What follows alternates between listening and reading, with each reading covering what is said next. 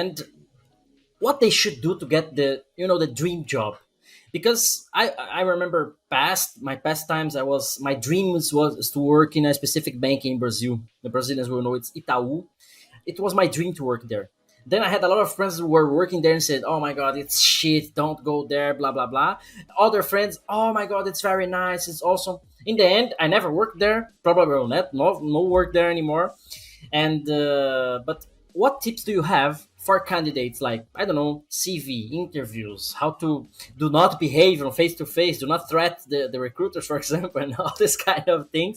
What you'd say, like, in general, for people who want their dream job or first job in their career also? What you'd say about this? Mm-hmm.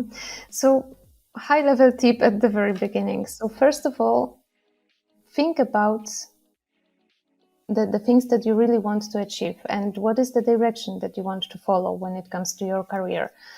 Quite often I see that people have some kind of dreams, or they are just, going with the flow, and whenever they are, hiring in this company or that, it doesn't matter for them. So first of all, please try to think about your real goal and real achievements that you want to somehow have in your life. It is important to decide what is interesting for you.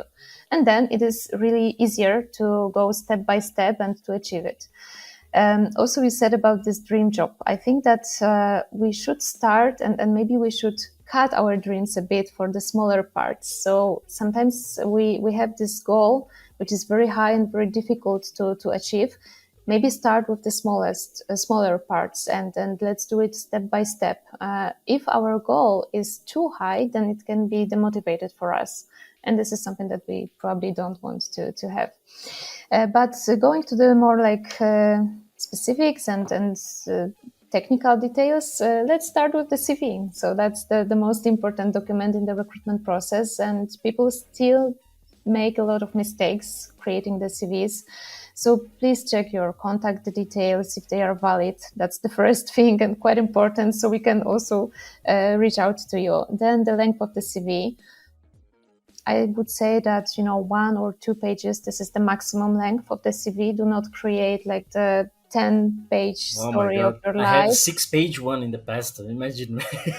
It's not good because we have around sometimes 15 seconds for the first scanning of the CVs. So believe me that then, 10 or even 6 pages, it is a bit too much. Mm-hmm. So 1, 2 pages, it is totally enough.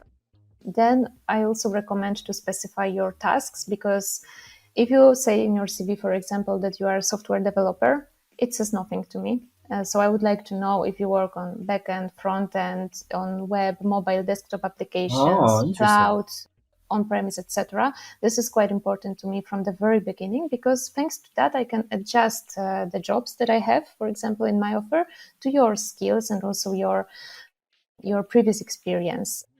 Then the general aesthetic, of course, of this document. So do not put too much distracting colors, graphics, pictures, everything. It's too much sometimes, and it doesn't look good. And speaking about the picture, if you put it, because you don't need to in most of the countries, but if you put it, then make sure that this is quite elegant and professional. It is maybe not the space, to say us, where have you been in the last holidays, laying down on the palm tree with the fancy drink. It's not the place, really. Then I would say that also, sharing the private information, too much private, for example, on your religion or your marital status, this is not necessary. Maybe there are some countries and cultures where it is well noticed, let's say, and well perceived. But in Europe, for example, I would say that this is rather not something that you should put in your CV.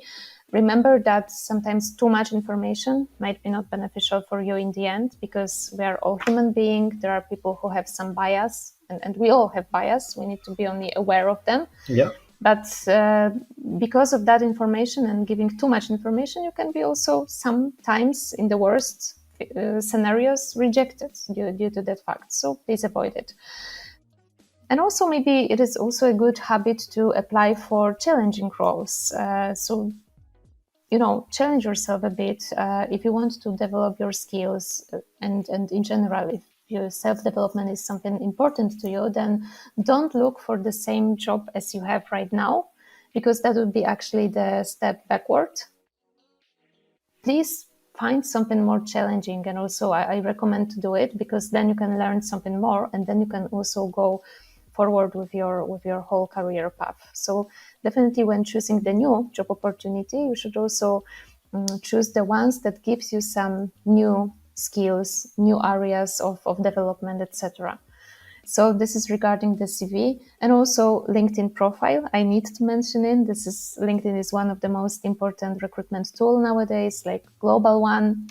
So it's really important to have the LinkedIn profile, of course, updated, fully updated and up to date with all the dates, for example, in your career, also the names of the companies, also your responsibilities, your skills, etc. If you are active on LinkedIn, also the LinkedIn algorithm gives you the better place in the whole network. So it is really good to be active there. So you can also receive a lot of opportunities coming from the market, and you can just choose whatever you want. So yeah, that's I think the most important things.